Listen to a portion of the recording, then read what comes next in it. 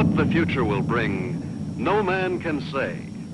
But one fact is certain. Mankind stands at the crucial crossroads of history, the threshold of a new era, the atomic age. For the people of the U.S., skilled in the uses of science and technology, the atomic age is profoundly significant. Across a continent enormous in its agricultural potential, Americans have drawn from the earth a rich bounty, have built great cities, have reared towers into the sky, have spun intricate networks of highways across the land. By the application of science, industry has grown increasingly productive, making possible a good way of life.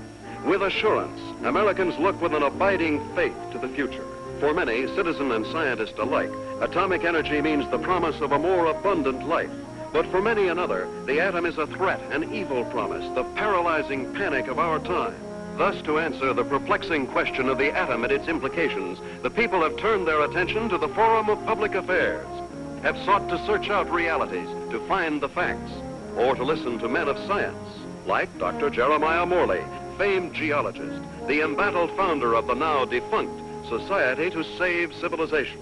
It was Morley who told a Los Angeles audience that a series of atomic explosions, either accidental or deliberate, could set off a chain reaction to annihilate every man, woman, and child on the face of the earth. It could cause the death of every living thing. In a gloomy report, Morley took a dim view of history, recalled the tragically repetitious story, the decline and fall of all past civilizations. Said Morley, modern civilization could, by the phenomenon of atomic fission, be brought to dust and ashes. For example, if an A-bomb were detonated at the Empire State Building, the area of total destruction would cover an area of 2 miles. Now, since the A-bomb is already obsolete, consider the area of total destruction of an H-bomb. And science has promised us bombs 1,000 times more powerful, poisoning with radioactivity all the air and water of this earth.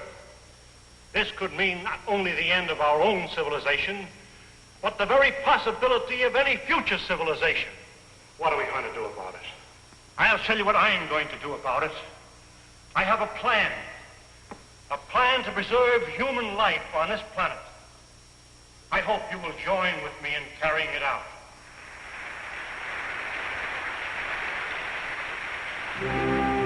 The response to Dr. Morley's appeal was immediate and enthusiastic. The Society to Save Civilization was set up. To its headquarters flocked amateur do-gooders and professional scientists. From them, Morley chose a staff of experts.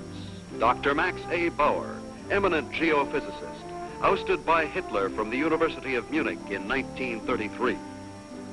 Dr. James Paxton, metallurgical engineer, twice winner of the McKenna Scientific Award. Joan Lindsay, medical doctor and ardent feminist, who, for her research in biochemistry, was named winner of the annual award by the American Confederation of Women Scientists.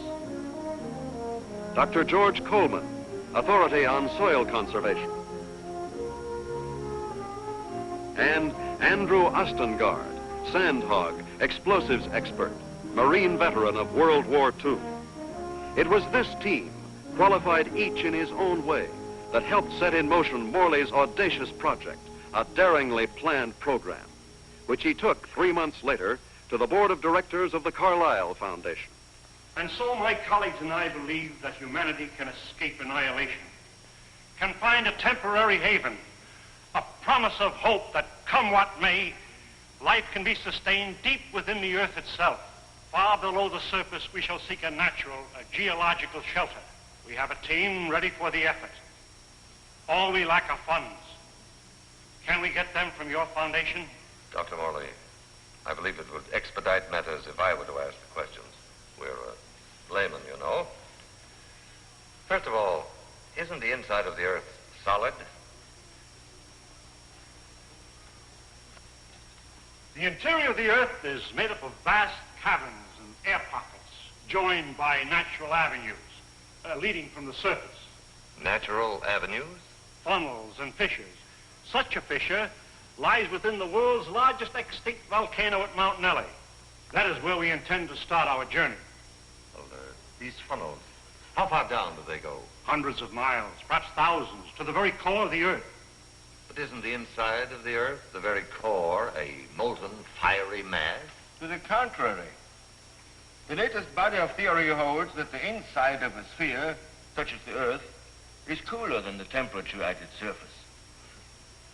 And how would you traverse these thousands of miles? Dr. Coleman, the perspective drawings, please. This is a cyclotram. A what? It's an amphibious conveyance based on the principles of an ovoidal bathysphere. A what? Like a submarine, with the mobility of a tractor. Its head contains a burrowing device, and its walls can withstand extremes of temperature and pressure. But even with the cyclotram or the bathysphere or the whatnot, how do you know you'll be successful in finding this underground haven? We don't know, but we must try. There is no other alternative, no other course, no other hope of keeping the spark of life alive. And the cost?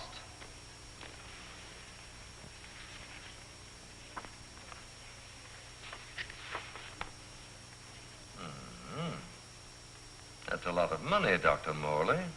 Well, surely you don't expect us... But we do. I know you and your committee mean well. Mean well. Next you'll be calling us starry-eyed idealists. Dr. Lindsay, you're out of order. The whole world is out of order. And I suppose you and your associates can set it right? We couldn't have said it wronger if we tried. The appropriation was denied.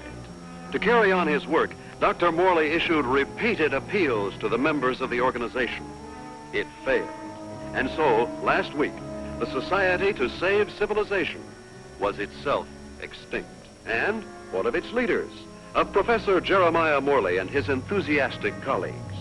Where were they headed after a year of devotion to a lost but spectacular cause? To newsreel reporters, Dr. Morley had only this to say. We have no plans. We have no hope.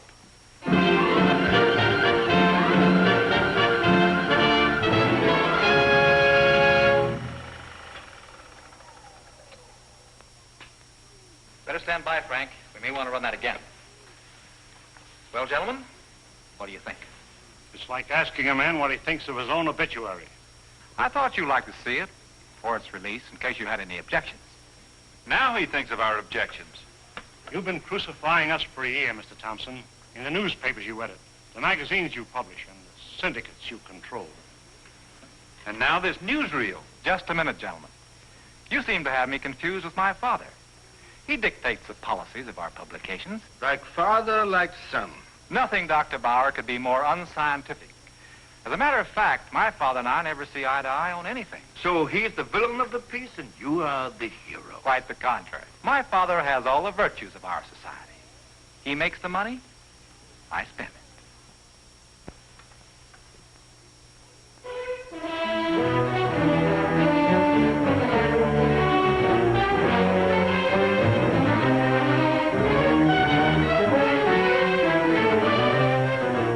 Plans for the expedition are being completed ahead of schedule.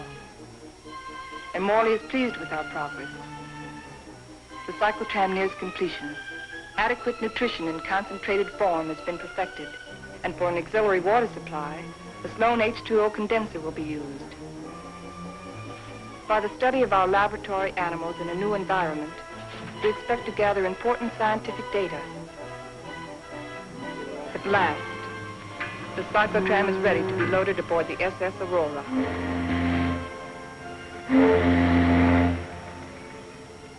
Our destination, the extinct volcano, Mount Nelly, where the inside of the earth begins. This was our base, a lonely, desolate beach at the foot of the extinct volcano.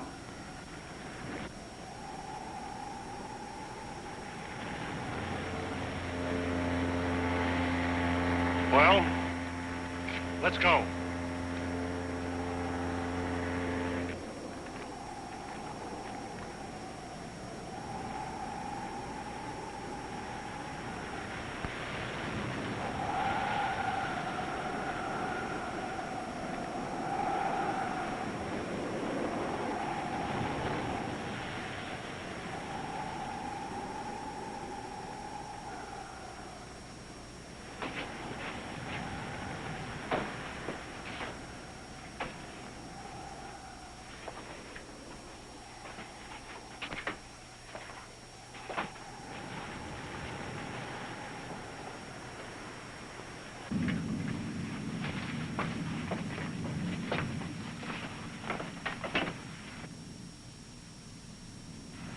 place to spend our last night on Earth.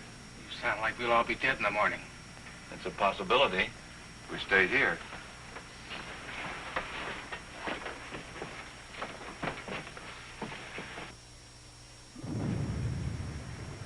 Andy, take the controls. Follow the ridge line. Keep out of the ravines. Descend at an angle of not more than 33 degrees.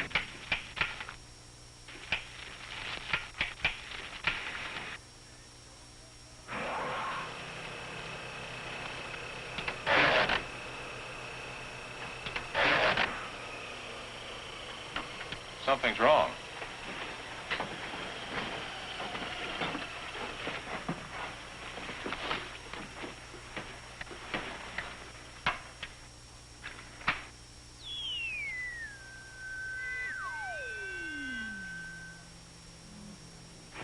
Now try it.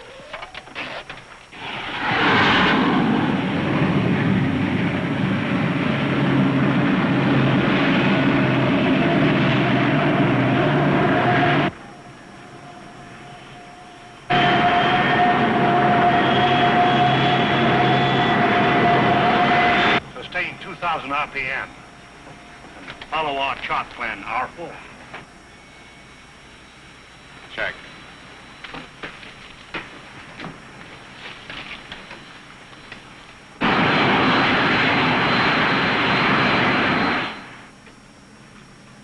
What's our elevation now? Approaching 6,300 feet. Angle of ascent, 19 degrees. Speed constant, 2,100 RPM.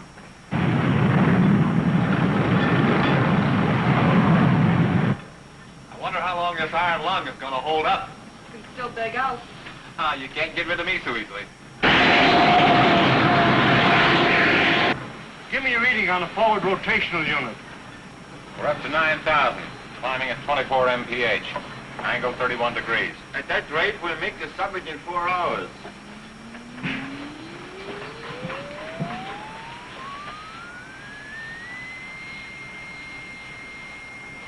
Dr. Millard, we are meeting some unstable isotopes. Increase the lateral unit to 12,000. Say, this is getting rough.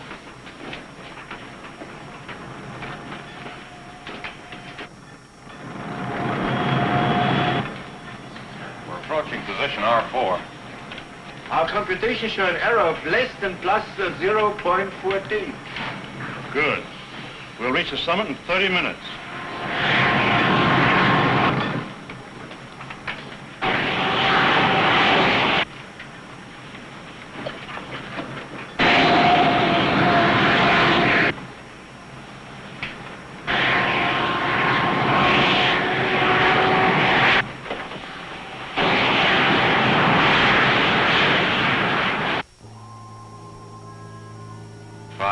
And 27 minutes.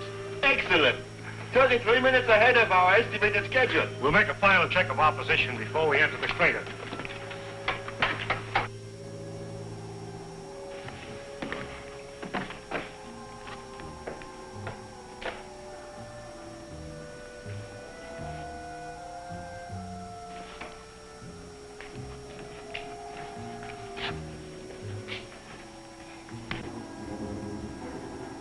Sure glad the professor picked this volcano for our expedition. Maybe this one could come to life, too. No, not a chance. No bet on it.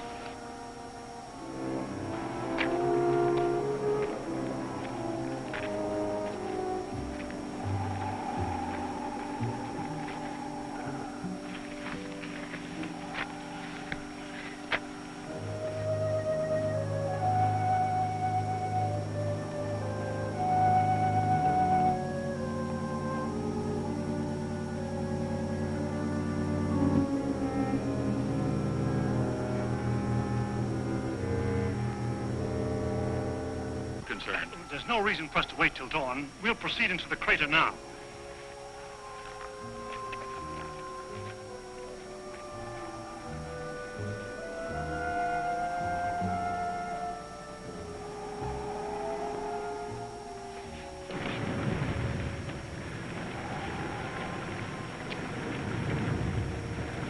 last look at the earth. Yeah. What a way to remember it. Follow the downward spiral. Keep to the inside ledges. Speed 1,200 RPM.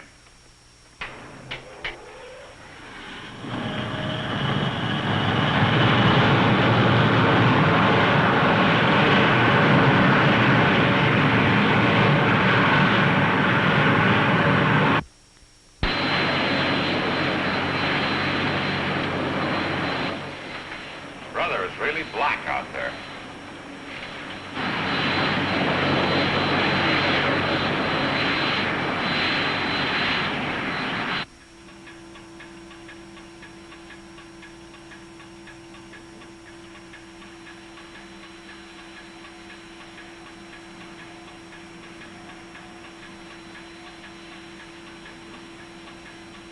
As we descend ever deeper into the volcano, I've observed no unusual physical symptoms. Paxton seems withdrawn, irritable, but with such an annoyance as Wright Thompson present, the condition may not be considered abnormal. The descending ledges are getting awfully narrow. We must be at position R18. Yes, we are. Cut the switches.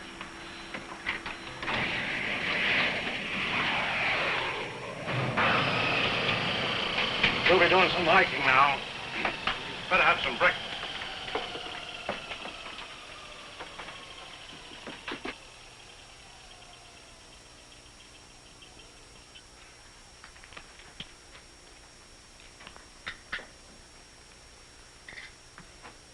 Rise and shine. Morning. How can you tell? Breakfast is served. Breakfast. Well, I've always said there's nothing like starting off a hard day's work than with a good breakfast.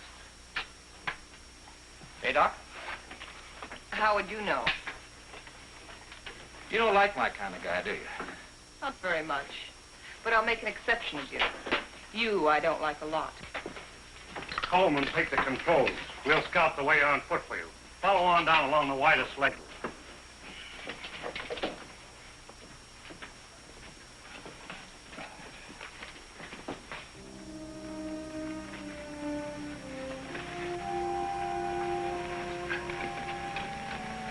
Watch that, it's loose.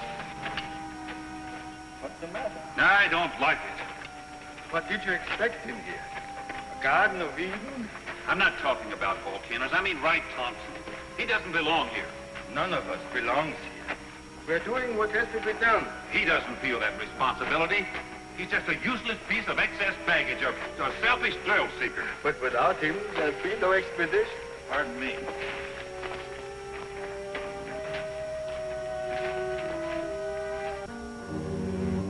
Kind of deep down there, isn't it?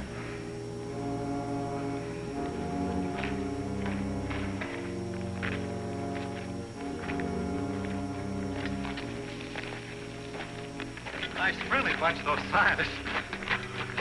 Oh, what's your trouble? Oh, nothing, but don't they ever talk? Not unless they got something to say. That's the way it is with smart people. Maybe they're not so smart. Maybe they don't know what they're doing down here. Listen, Buster. Each one of them has taught us more colleges than you've flunked out. So what are you doing down here among all those brains? I managed to make myself useful. It might be well if you did the same thing. Doing what? This.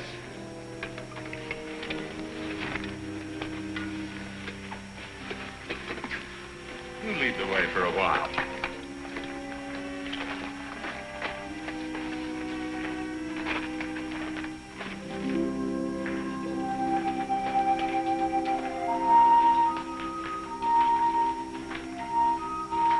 We've hit bottom. Rock bottom. Hello, Coleman. Coleman, come in. Go ahead. We've reached the end of the channel. Establish our position. Our depth below mean sea level, 2.6 miles.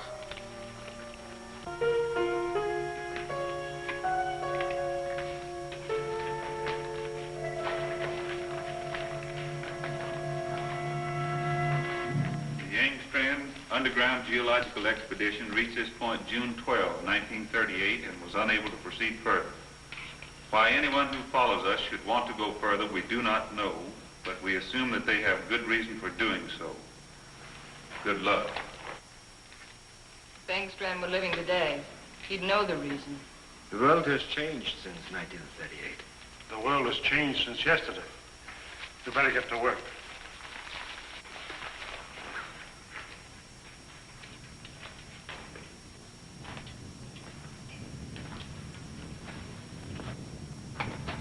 Look! That's pressure from the other volcano. We'll have to work this side.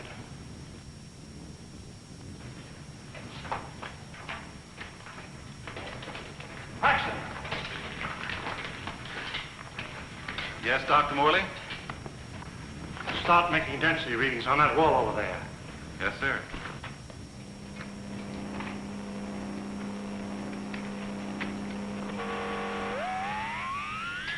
This is it.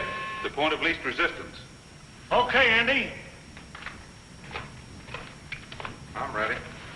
We'll all go back to the cyclotram.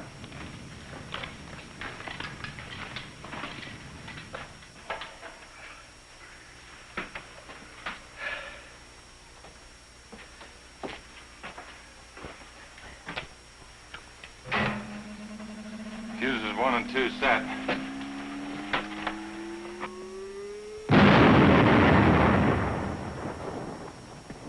I wonder what we'll be running into. There's only one way to find out.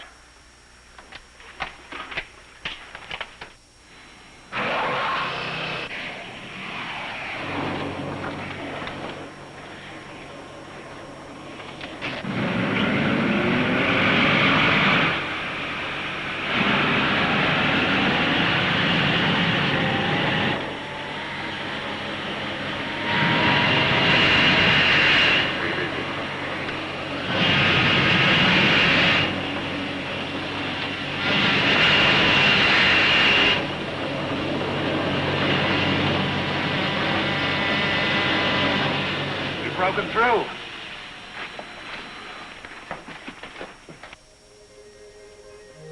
Looks like a tunnel. So far, so good. Put on your gas mask just in case. Coleman, we'll set the pace. You follow along with the cyclotram.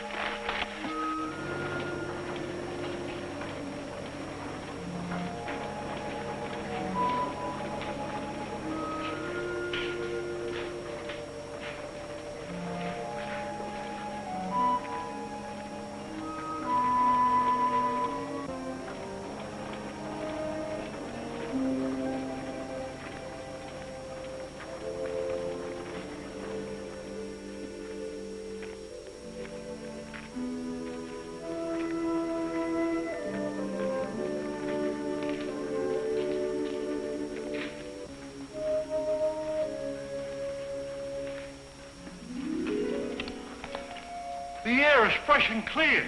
You can take your masks off. Pressure seems normal.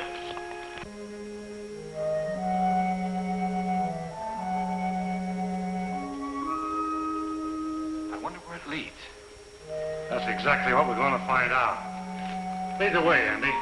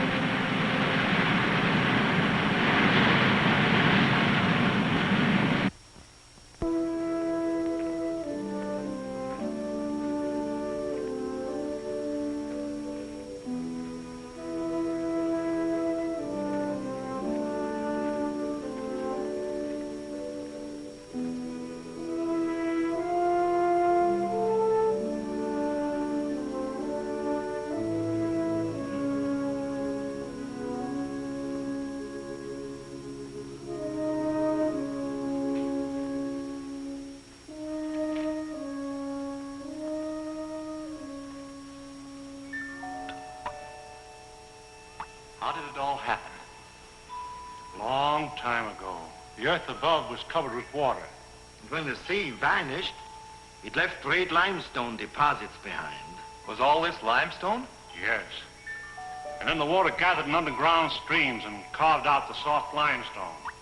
Drop by drop, year by year, the water dissolved the stone. Each drop carried a tiny particle of sediment. That's what formed these columns. About an inch every 1,000 years.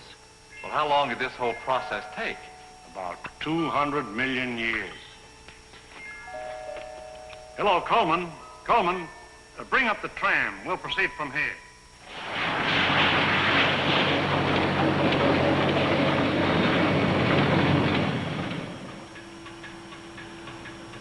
We're down 100 miles. You better pull up. Cut the switches.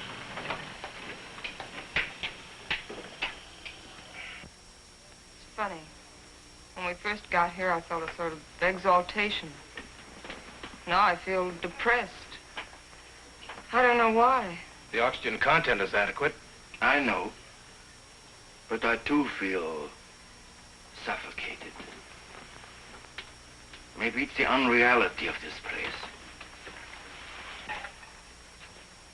You know, once when I was working in the Holland Tunnel, I got cut off from my crew for 10 hours. I felt this way then.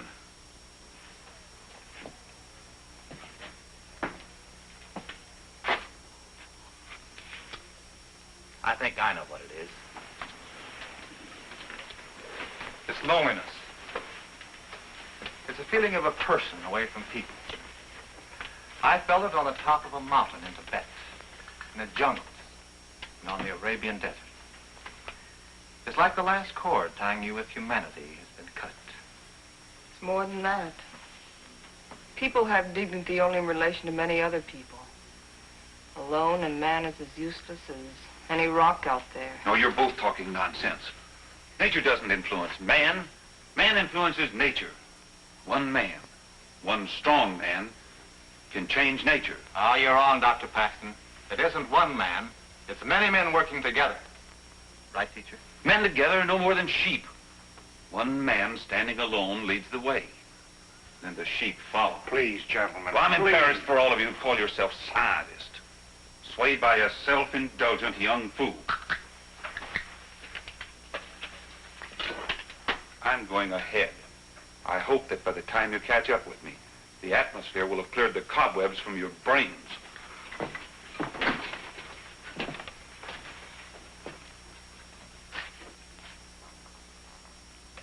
I'd better go with him. It isn't safe for a man to be alone down here. Ah, he's all right. He's the leader type. I'll go with him anyway. There wouldn't be leaders if there weren't sheep like me to be led.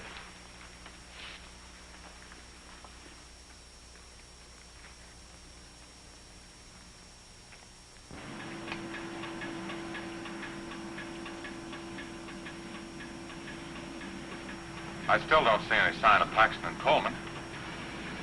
Well, keep going.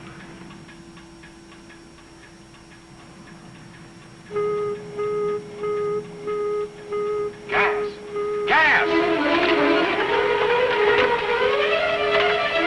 Paxton and Coleman. They forgot their gas mask.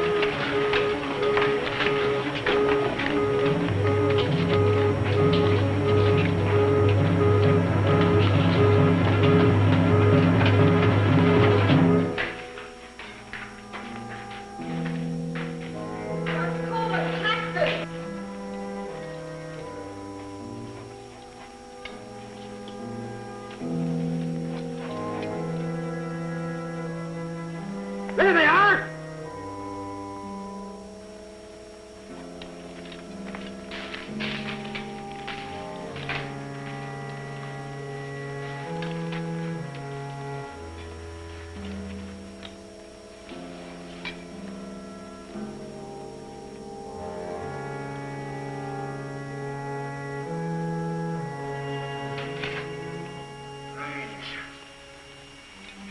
Digging a grave 110 miles under the earth.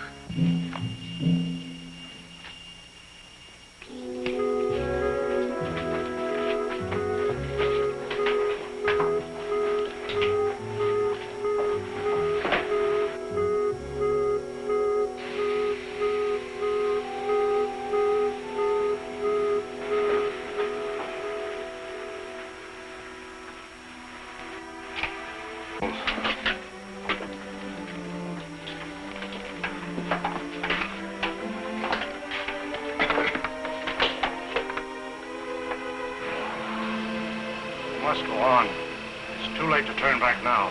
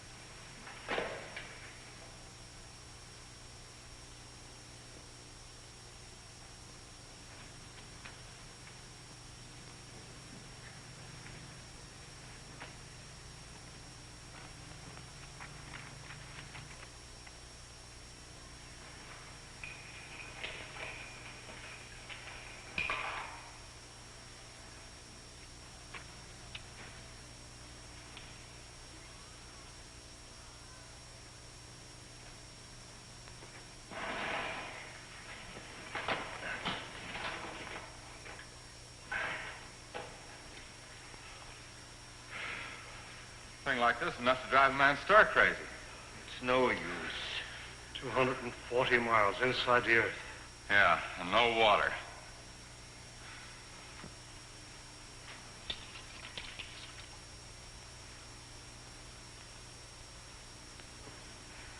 Here.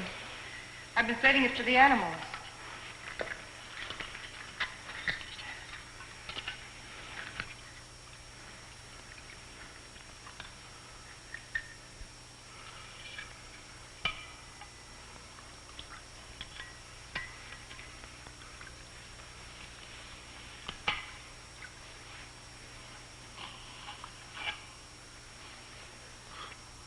Go ahead. Enjoy yourself. It doesn't cost a cent.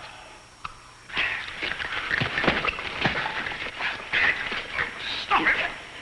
Andy! This is ridiculous. We have something larger at stake than your personal petty feuding. Now, you two can come with us or stay here and kill each other. I'm going after the cyclotron. Never mind. I'll go get it.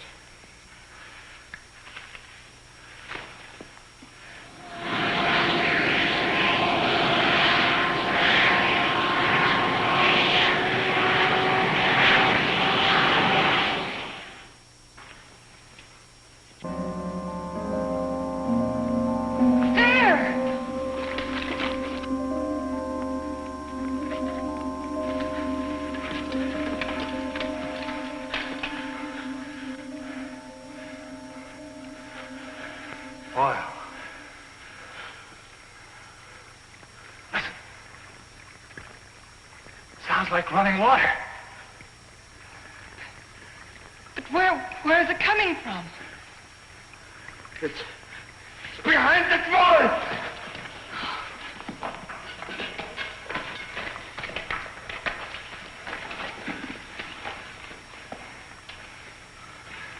It is running water. Well, why don't we go through the wall of the cyclotron? No. There's this brother. There's still such a thing as too much water. It could be an underground sea. Andy, bring a couple of heavy hammers.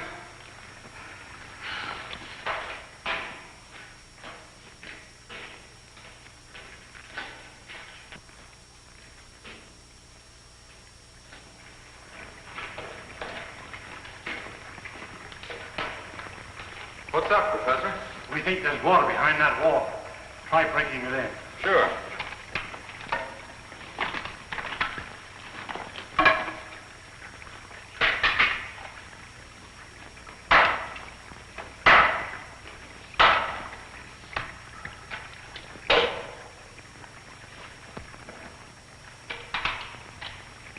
I brought 2 hammers, you know.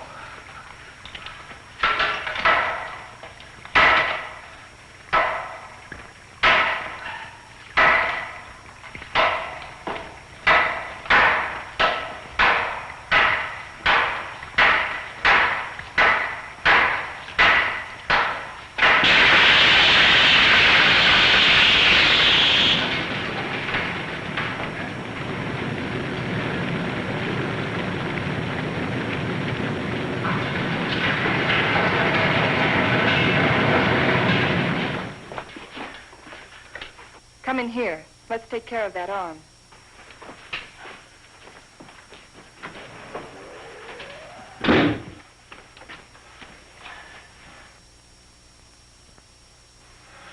The outside temperature is rising fast. It's up 280 degrees now.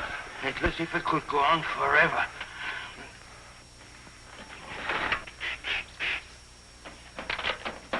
Hold it out there.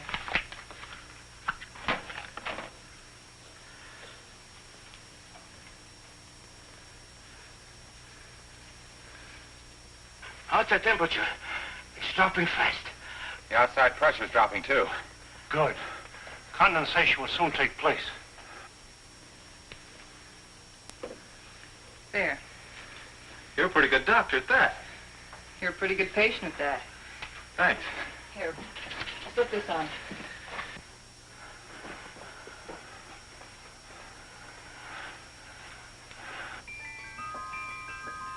It's water.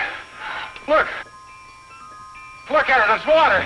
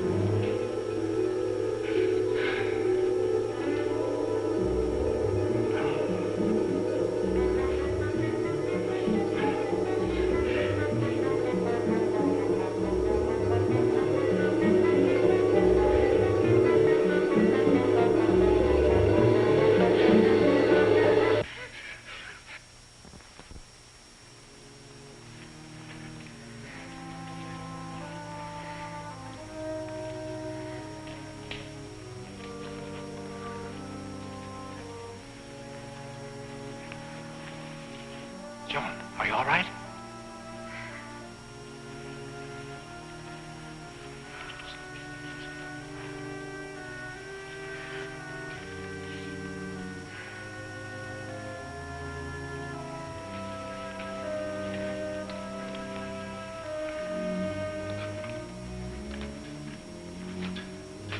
Well, what shall we do now? All right, I'll say it. I'll say what's on all of our minds. Don't try to read our minds, Thompson. Just speak for yourself. Then I say, let's go back. And I say go on. But look at Joan. We've gotten nowhere. Deeper and deeper into nowhere. We've failed.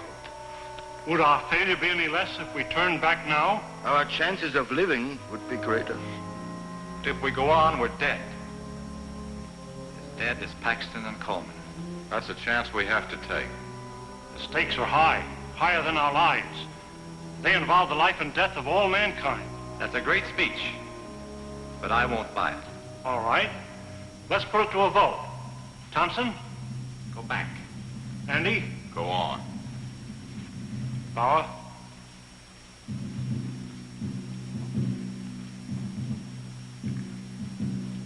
Go back.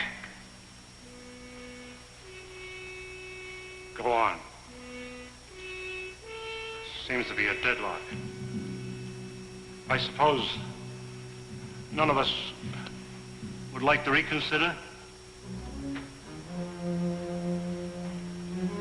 Doesn't woman suffrage count here? What do you say, Joan? I say go on, and let's not waste any more time about it.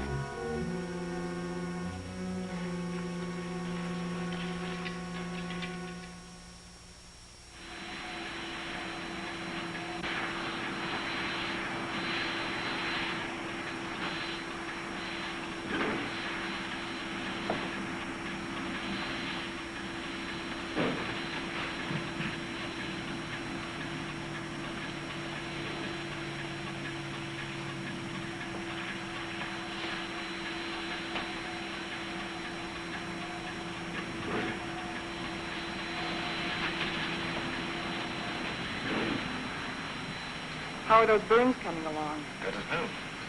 How are you, Doc? Oh, I'll get by.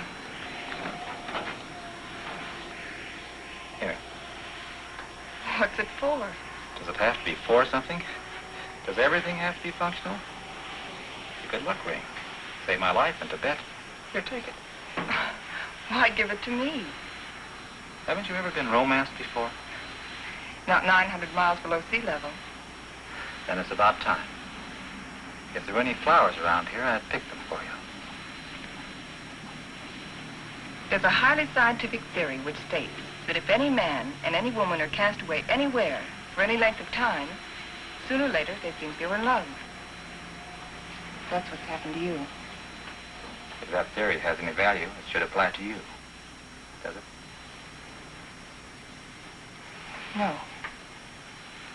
Well, I guess I need a little more time. We'll talk about it later.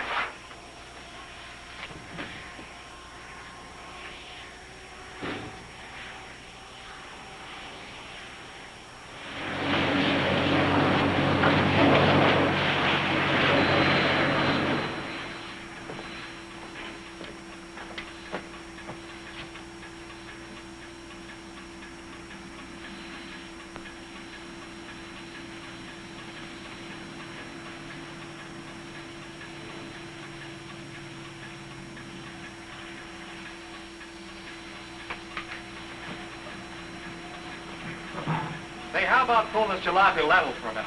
Just long enough for us to get out of these straitjackets and stretch.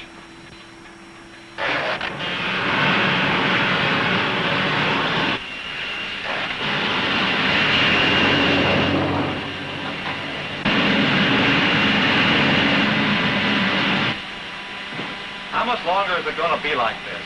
Oh, right. What difference does it make? Plenty. If it's going to be like this the rest of the way, why go on? Why waste time? That shouldn't make any difference to you. You've never done anything but waste time. Listen, you meathead. Just because you're a sandhog that likes to go grubbing around the ground, and you're a mountain goat with his head in the clouds. Stop it, both of you! I've had enough of this. What's happened? I don't know. There's much water.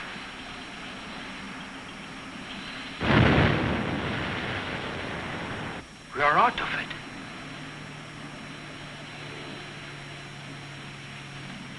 This might be what we're looking for. Let's make a landing and explore the area.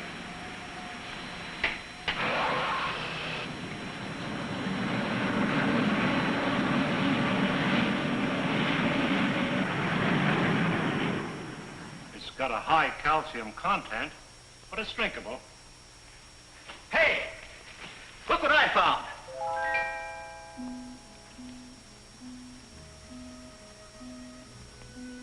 They're cave pearls.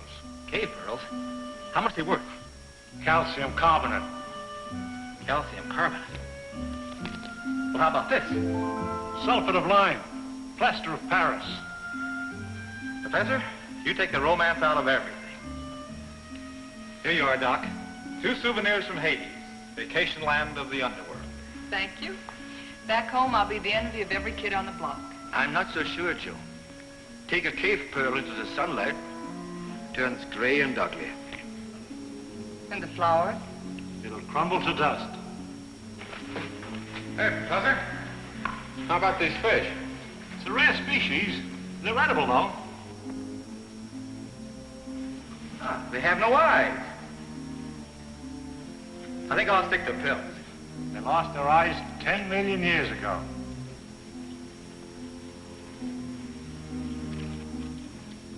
What kind of a place is this? Flowers that crumble to dust in your hands.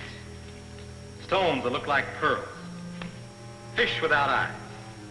Nature sure a practical joker. I suppose you could have done better. 10 million years, I couldn't have done worse. Morley believes this is the shelter we've been searching for. A valley of shadows, where light can be sustained. A shelter for humanity. And yet our morale is very low. What do we want?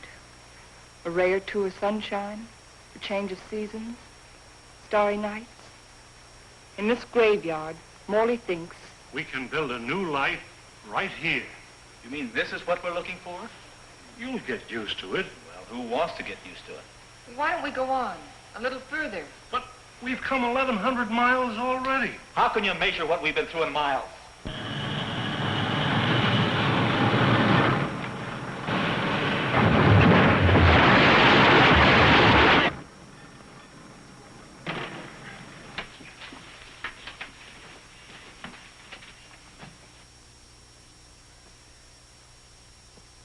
Well? Which way do we go?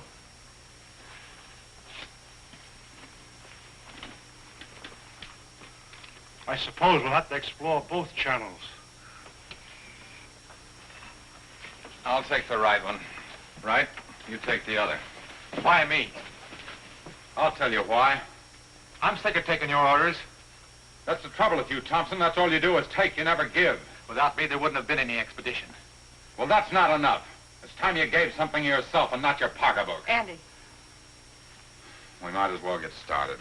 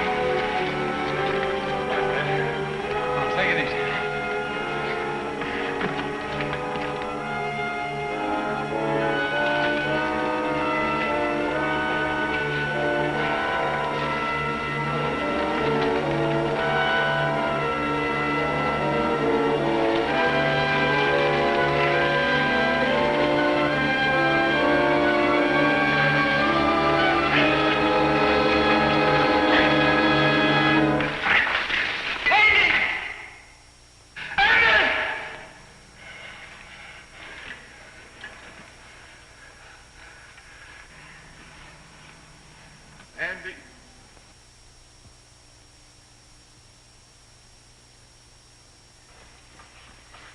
You're supposed to be taking it easy. Try to get some rest.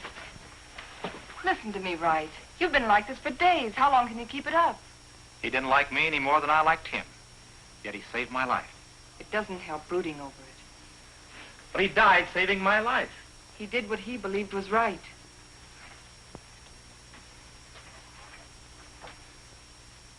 My trouble was, I never believed in anything. You can start now.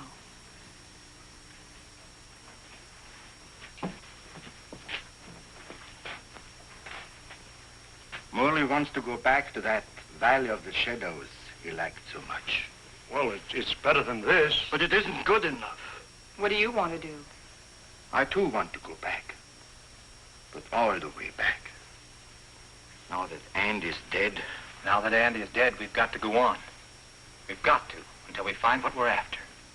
If we fail, then we can talk about going back.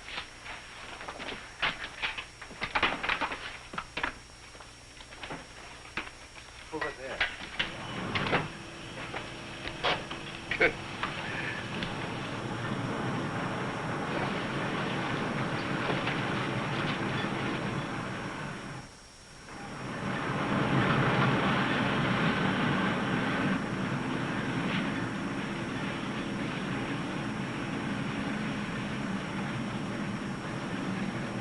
This must be a continuation of the other river.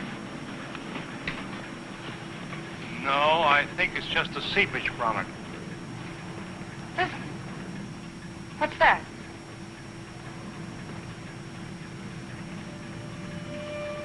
Look!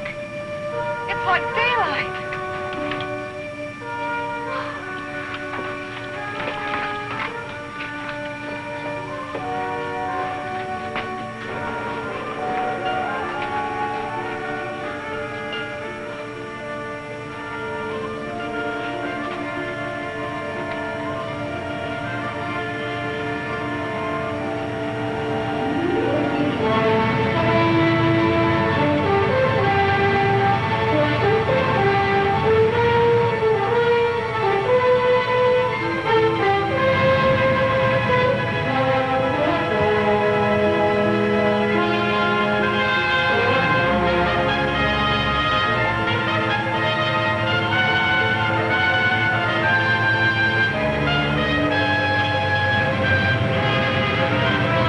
Like a dream after a terrible nightmare.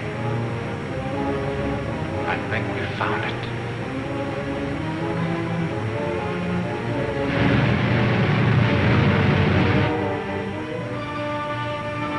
Promised land.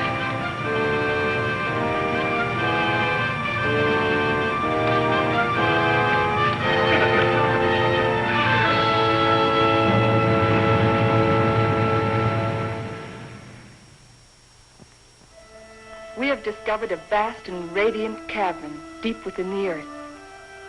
Along the shores of this incredible cave lies a great underground sea, gathering up the waters of the earth. A strange, sunless light is reflected from the phosphorescent dome. The glowing peaks are weathered and sharp, and the gullies deep. The wind is soft, and the climate pleasant. Vapors rise up into the bright dome, forming luminous clouds.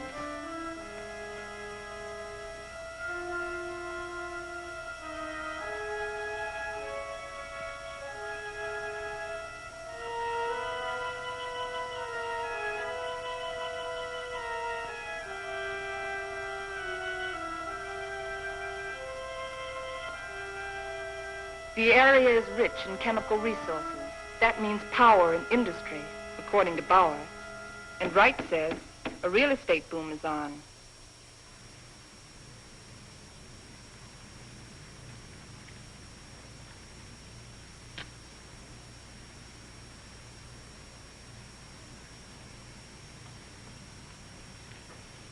You got a match? Sure.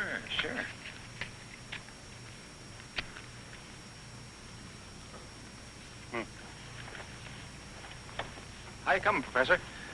Uh-huh. Still feeding those rabbits?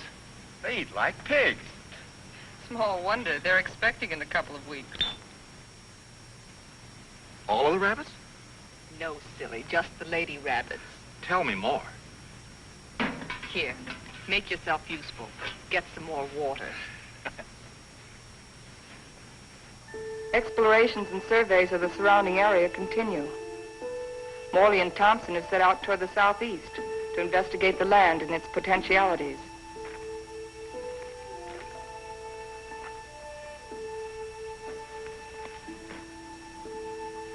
This is a strange kind of sand. That's not sand, that's volcanic ash. The ash will make good fertilizer for our crops. Crops?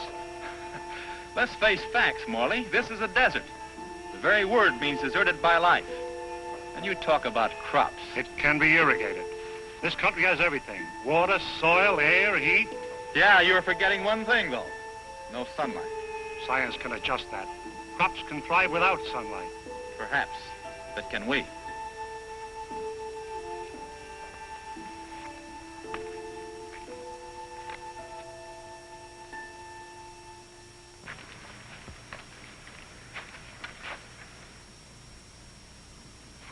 What sort of species is it?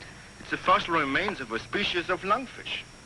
He breathed by means of both lungs and gills. When he came out of the sea 400 million years ago, he was the ruler of the animal kingdom. With his lungs, he was a pioneer in a new way of life. How did they become extinct? Like some of us on Earth, they seem to hurry the process of extinction.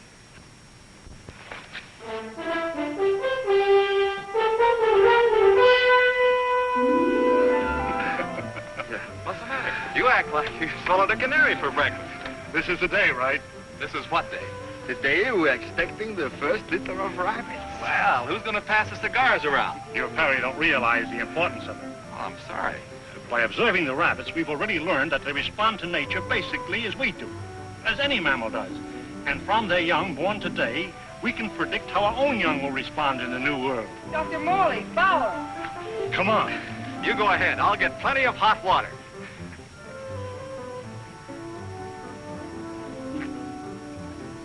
Well, how many boy rabbits and how many girl rabbits, huh? What's the matter?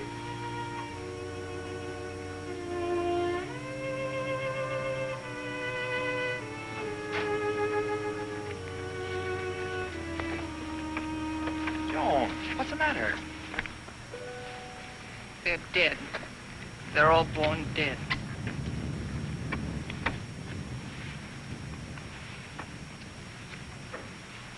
I can't understand it. Why? Why? There must be some cause, some biological reason. We've been searching for causes. Our investigations have been checked, tests rechecked. Examination of genetic tissue proves that all experimental animals born here are sterile.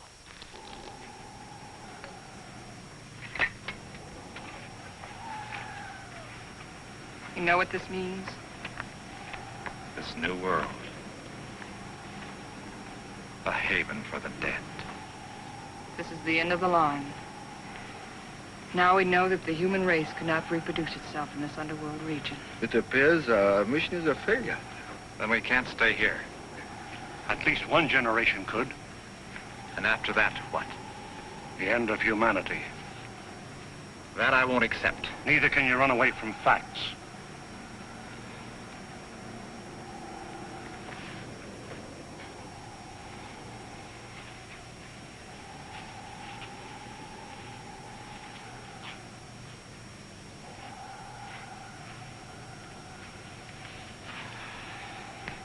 I've always run away.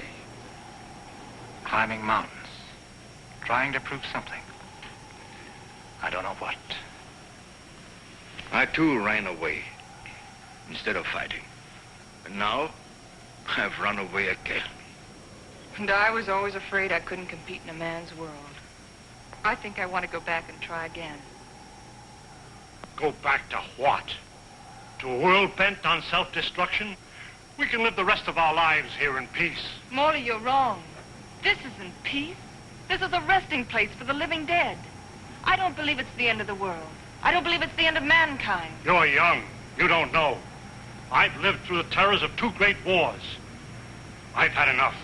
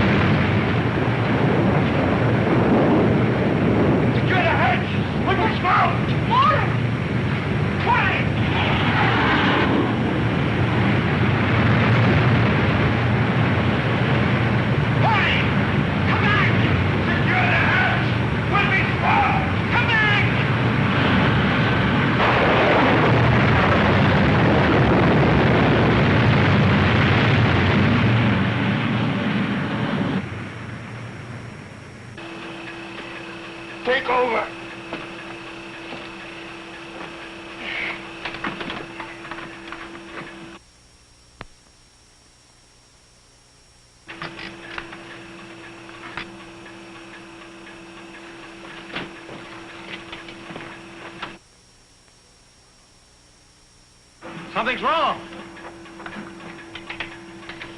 Something's pulling us down.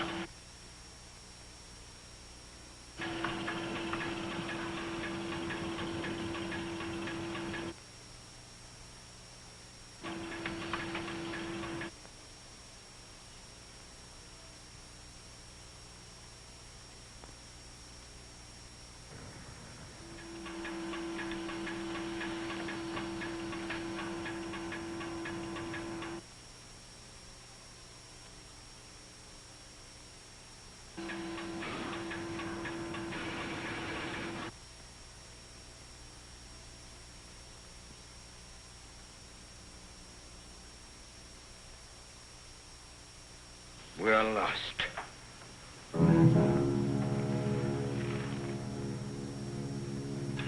We're in a blind alley. Ever since we started, we've been in a blind alley. We can't bury ourselves in the earth and expect to live.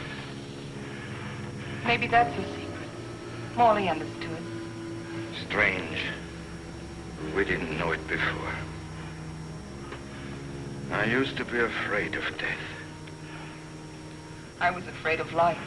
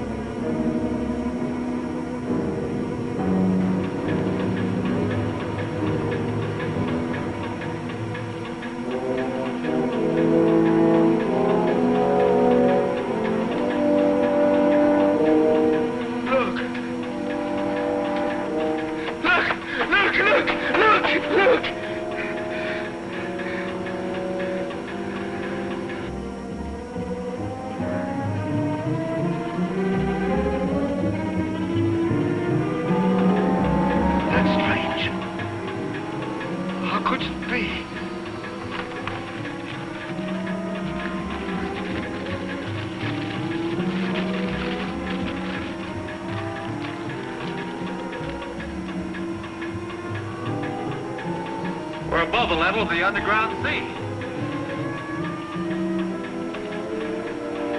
We found a channel to the upper ocean.